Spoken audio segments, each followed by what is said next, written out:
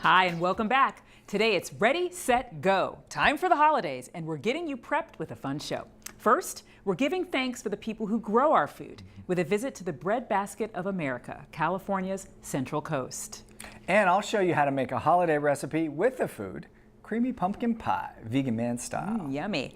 And when it comes to style, you shouldn't have to sacrifice your health to look great.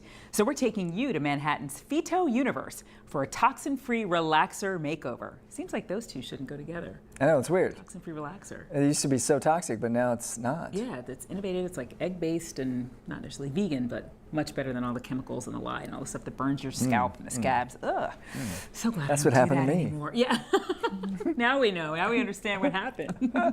Don't relax your hair. It could end up disappearing anyway. After. Yeah, it's only after the before and the after. Anyway, as an antidote to the holiday stress or the stress of getting toxic relaxers, we're off to the big island of Hawaii for one of the most relaxing healing treatments around, Watsu water massage. Love that. Don't go away. We'll be back in a moment on Conscious Living. In this fast food nation where agribusiness dominates the aisles of most grocery stores, and we fill our bellies on prepackaged convenience foods that leave us nutritionally empty, there's a growing number of people who are craving a deeper connection to the food they eat and the farmers who grow it. As an avid gardener, I am definitely one of those people. I spent a day with new farmer Paul McKinney and his family on their farm just outside Cambria on California's Central Coast. Paul made the transition to full-time farmer after decades in the restaurant business. Right now the boxes are filled with summer squash, green onions, kale, chard, different citrus that I have around. Can be artichokes, carrots. We do a huge variety. You know, there's a lot of times 17 or 18 different things, green beans. So this is actually garlic. Yeah, it's a lot of trial and error. I think it's continual. Yeah. You know, I really respect farmers now. Yeah. And they're good. You know, and that's what, you know, and I compare myself to them, but I really shouldn't because they've been doing it for 20, 30 years. Yeah. Yeah. And, you know, I haven't. How long have you been doing it? Actually, this is just going on our second year. How much land are you actually farming right now? Okay, well, the vegetables is an acre. An acre? About an acre Okay. here. And then I also do avocados, and I do about 4.5 acres here, 5 acres. And then we also... Are these avocado trees? Yeah, these are avocados. Wow. And I love avocado. I mean, I'm crazy for avocados. this is something that the more you pick, the more it likes. Yeah. And so we kind of supply... Kale and chard is that Yeah. is that way. Right. Interesting. Yeah. We distribute boxes to about 25 people right now a week. And if we could grow enough product, we'd be able to expand. But being new, we're learning and, you know, struggling, but it's working out thus far. And hopefully it'll continue to just grow. And then at certain times of the year, I get abundance of different things, and then I will go to different restaurants in town and supply them as I have it. And so that's another thing that I have trouble dealing with sometimes. It's like I have these veggies that aren't perfect. Right. And it's like, if I got this at the restaurant, I would send it back. Right. But I need to learn that people accept that. Yeah. And most of them do, but then every now and then, you know, these people that want organic will complain. And it's like, well, I could spray it if you want. Right. And it would look much different. Yeah. Yeah. And so that's another thing, you know, that you have to get used to. After a day with Paul, I saw firsthand the struggles of starting a new organic farm. From natural pest control to managing planting schedules, and the importance of community-supported agriculture for independent growers. These right here go into the CSA. What I do is I give them 3 avocados, which is kind of a bonus because most CSAs don't have avocados in it. The catalyst for Paul's CSA is his passionate farm coordinator, Cinda Lee Bidwell.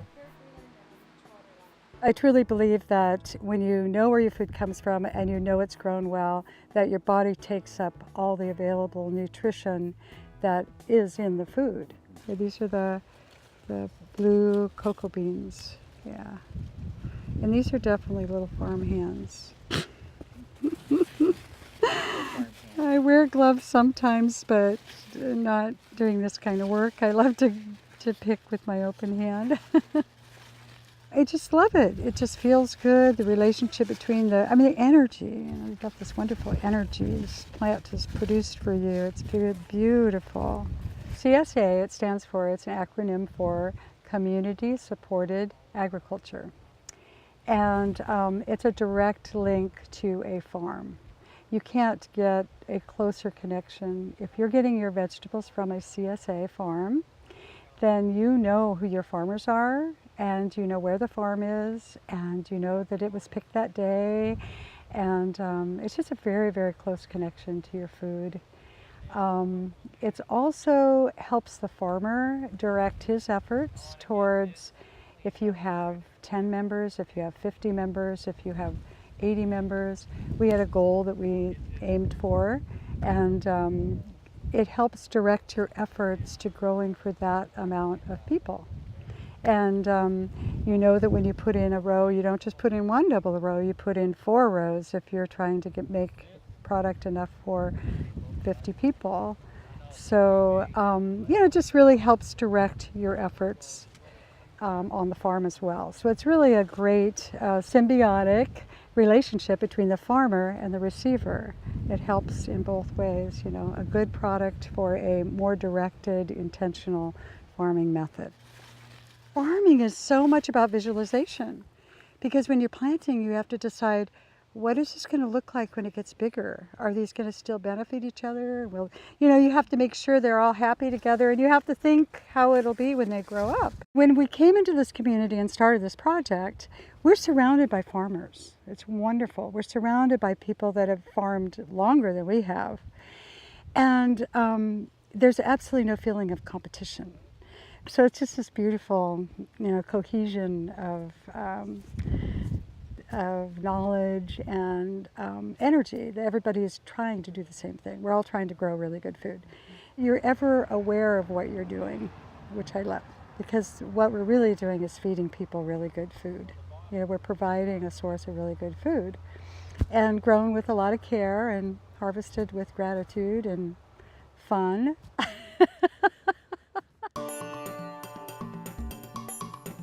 What would you tell someone like me who wants to be a farmer, or somebody like you 2 years ago who's about to get into farming? What have you learned so far? It seems like a lot of people that do get into farming, they're educated and they've done their career and they're real meticulous, and so they will take notes and this and that, and we're not the best at that. And I would imagine it would help, because then you can look back. So, keeping good records is always a good thing, which we need to learn to do. But, I'd say just be, just try to learn, learn by doing. Yeah. And just keep your head up. So, and enjoy it, because it is good. Yeah. It beats the heck out of restaurant business. Stay with us, because we're hitting the road. First, we're off to Manhattan for a toxin-free hair makeover. Then it's all about the big island of Hawaii for a healing massage with a unique twist. Don't go away. Before I had my fro and let my natural locks do as they please, like millions of other women of color, I used to relax my hair. Since the age of 9, I was told that the toxic, smelly chemicals and relaxers that burned my scalp every 45 days would give me straight, beautiful hair. But when I learned about phytospecific, a line of all-natural, toxin-free relaxers that could tame my hair without the nasty chemicals. I made a beeline to the nearest natural salon and spa so they could hook a sister up. But first, some spa time and a much-needed facial. Then, it was time for my first all-natural relaxer. It all started with something I'd never seen before. They analyzed my hair and scalp with a phytospecific technology that magnified the follicles 200 times to assess their health. Next, the relaxer. After basting my scalp and edges and coating my strands with a protective elixir, the application began. First thing I noticed was no nasty smell. And most importantly, zero burning, even after 20 minutes. At last, a relaxer that didn't leave scabs. Unlike traditional relaxers, this no lye, no paraben, zero phthalate formula straightens the hair with active natural ingredients like mushrooms and soy that preserve the hair's elasticity, strength, and shine. After a good rinse, Fido's deep conditioning treatment under a steam bubble had me feeling so high-tech.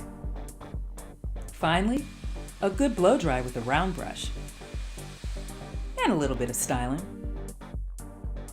And in no time flat, I was bouncing and behaving. If you must relax, do your hair a favor. Choose Fito.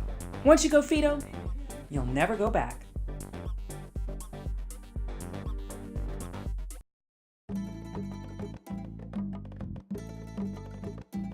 Each year, thousands flock to the world-famous Kalani yoga retreat outside of Hilo on the Big Island of Hawaii.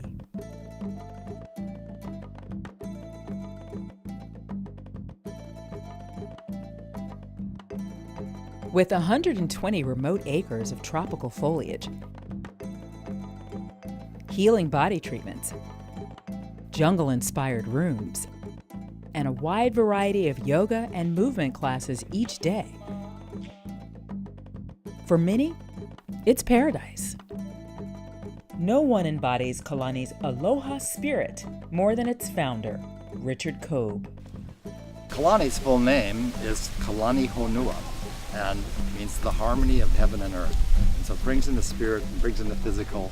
It's your soulful, sensual environment that's perfect for community, for growth, for education, transformation. The spirit of aloha and ohana, which is extended family. It's definitely a mission of love, and we love this area just because it's so natural and it's so lush, and the Hawaiian community and the Hawaiian heritage is very strong here. And the presence of Pele. Pele, the volcano goddess, as people see when they come here, they go down to the ocean and to the Volcanoes National Park and see the lava flowing into the ocean. Very wild and very alive.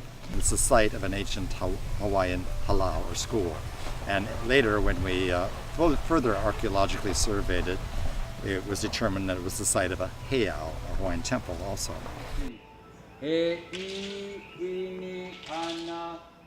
I've learned most of my language through hula, which is learning the mele, the songs of hula. This chant, called the Aloha chant, takes each letter of the word aloha to give a sense of Hawaiian values. Akahai na Hawaii. That modest are the people of Hawaii. In living simply, we're able to have our resources for generations to come. It's really a sustainability statement. Loka'i akulike means we are unified. We work together in a spirit of peace and harmony. Olo olo kamana'o. Olo olo is pleasant. Pleasant are our thoughts. By being positive, we create a positive, loving community. Ha'a ha'a kokulana. We're humble. We need never feel insecure. For me, that was a real thing to think about. I said, oh yeah, if we're just really humble and let go of our egos, we really become part of it all and realize we let go of the separation, and then there goes our insecurities. We're all in this big boat, this planet Earth together. A-L-O-H-A. Aho nui alana kila. With patience and perseverance, we keep moving forward. having this whole background, this rich kind of cultural background, spiritual background, I feel is something that people don't realize. Sometimes they're just have a vacation, get a little yoga in or whatever, and then, and most people stay a week, so within that time they actually are able to kind of drop and let go of all these attachments and distractions and baggage. Often they come with all these bags and use one pareo. So travel light if you're coming here and save yourself a lot of effort because it's a beautiful environment. It's so pleasant all the time, and it's such a lesson, I think, in letting go of a lot of attachments and being present.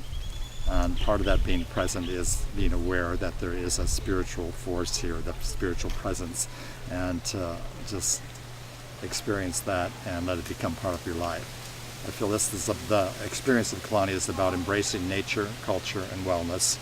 And it just happens naturally. If you just let nature be your mirror and see how alive everything is here, and then start eating the food and doing the yoga and coming to hula and learning the crafts, the weaving, learning the language, all these things, and people then drop their roots and have a sense of place. Almost everybody that comes here, whether they're a group or individuals, Kalani is a big recycling center. Not only do we recycle all our waste and make use of it and have zero waste, but we also do the same with people's lives. They keep coming back for more nurturing and regeneration and revitalization. It's exciting.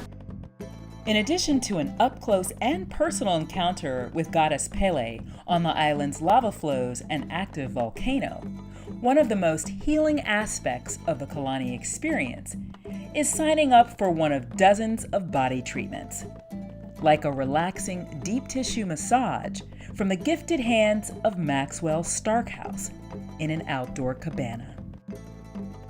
Or our favorite, a traditional Japanese Watsu treatment in a pool specially heated to 96 degrees. So I'll support your head on my arm and elbow. The floats have your legs, and the rest is history. There we go. Away we go.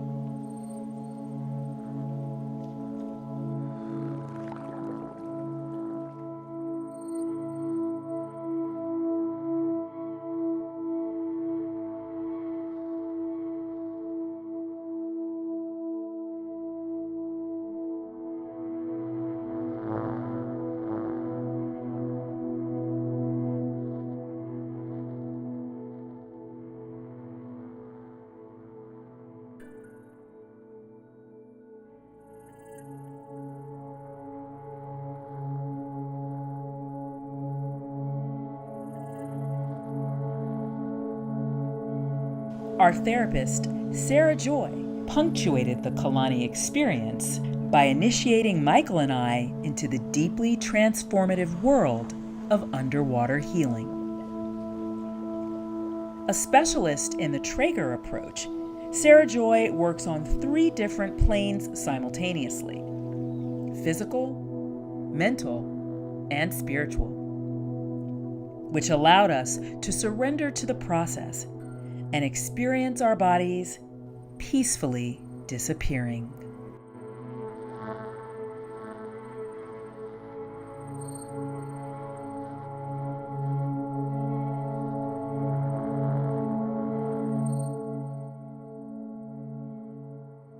So when I was a kid, my favorite time of Thanksgiving and my favorite part of Thanksgiving was, surprise, surprise, dessert. My mom never baked, but there was a neighbor that would come and she brought the best pumpkin pie every single year. And I couldn't wait for that pie. A little whipped cream. Oh my God, it was so good. But when you go vegan, how many pumpkin pies are not vegan? They all have eggs, they have dairy. Well, this is a recipe from somebody in my meditation group, Sarah Park. And the first time I had it, I was over the moon. It was so good. The flavor profile was so deep. And she shared the recipe for me, and we've made it several times, and it is slamming. So you're going to love this. Everybody's going to love this. So let's get started. It's real simple. Now, obviously, Thanksgiving, you've got a million things in the freezer, the fridge, and the stove. And this is a very simple recipe. So how we're going to do it, I'm not going to make pumpkin. You could make pumpkin, but I'm just going to use boxed organic pumpkin. You could obviously, of course, make a pumpkin and bake it and cool it. But we're going to start with some organic pumpkin, about 2 cups. Okay, we're going to put it in our handy dandy mixer here, or in our bowl. Okay, so next up, we're going to add our brown sugar. Okay, so about 1/4 cup of brown sugar to the recipe. We're going to add about 1/3 cup of maple syrup. And these are all the delicious holiday flavors, right? So this is raw. This isn't raw, but it is vegan. Okay, so we got our maple syrup. We're going to add our cinnamon. Now, could you use pumpkin pie spice blend? Absolutely, but I like to, maybe I'm a little old school. Okay, OG, original gardener, organic gardener. But I'm going to go ahead and use our own spice blend. Okay, so we're talking about cinnamon. Okay, we're going to add our cinnamon there. We're talking about cloves. Oh, I love the smell of cloves. Okay, we're talking about fresh ground ginger. Okay, ground on the microplane. I'm going to add some nutmeg. Okay, so this is a little nutmeg nubbin, I like to call it. And we're just going to microplane maybe a 1/2 teaspoon. We're going to add some coconut milk. This is full fat, regular coconut milk. Okay, I like this stuff for my baking. I like the stuff in the can. Okay, try to get BPA-free organic coconut milk out of the can. And then we're going to add a little dash of salt. Okay, about 1 teaspoon of vanilla extract, maybe a little more. Couple tablespoons of molasses. Now the brown sugar is going to give us some of that molasses taste, but we're also going to get some by throwing actual molasses in there. Blackstrap molasses. Good. And then we're going to finish up with arrowroot. Now, since we're not using eggs in this, arrowroot is a great sort of solution for vegan cooking. About 2.5 to 3 tablespoons of arrowroot, and it's really going to thicken up and make sure that when we bake it, everything sticks together nicely, okay? And then we're just going to lightly stir it up, okay? I used to use a blender for this, but the blender came out a little liquidy, so I like to just take it a little bit easier and do and just whisk it in the bowl here, okay? And it's fun because it's so quick. You know, that's what I love about vegan cooking and oftentimes raw cooking is it's so quick, it's easy, you don't have to necessarily think about it, but you're not missing any of the flavors. And again, you always got to take the challenge. If you don't believe me, make this, see if they can tell a difference. You know they can't, okay? Okay, and then for the pie crust, now I cheated here, I didn't make my own pie crust. This is an organic pie crust, vegan pie crust, real simple. This one's not gluten-free. There are gluten-free pie crusts. But, I was in a pinch, in a rush, and so I just got the regular pie crust, but I typically like to do the gluten-free pie crust. As long as it's vegan, this is a nice organic one, okay? So it looks like we're good. We're just going to go ahead and pour this in. You guys can see that.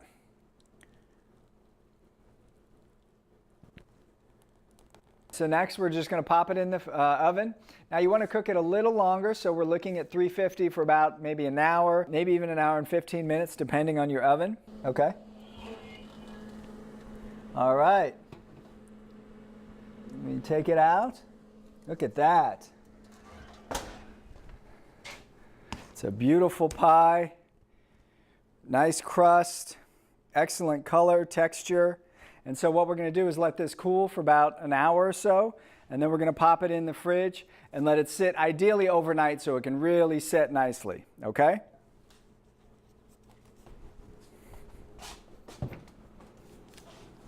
Okay, so now we've let it set, ideally overnight, and we're just going to grab our pie out of the fridge and let's have some pie.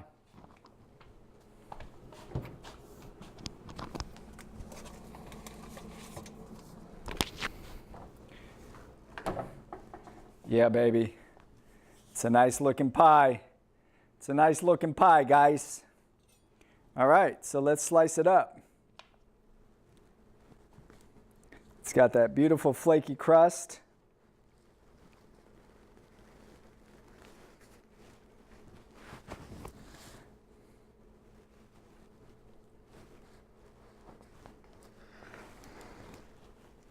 Nice. Let's get a nice slice here for Uncle Michael. Hey, Uncle Mike, you got some pumpkin pie? Oh, yeah. This is the winner. I used to say winner, winner, chicken dinner, but this is something different.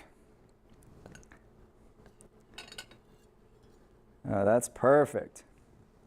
Look at that. And then, of course, to finish it, a little rice whip. Tastes just like whipped cream. You're not missing anything. Okay, I went a little buck wild. Let's give it a shot. Not bad.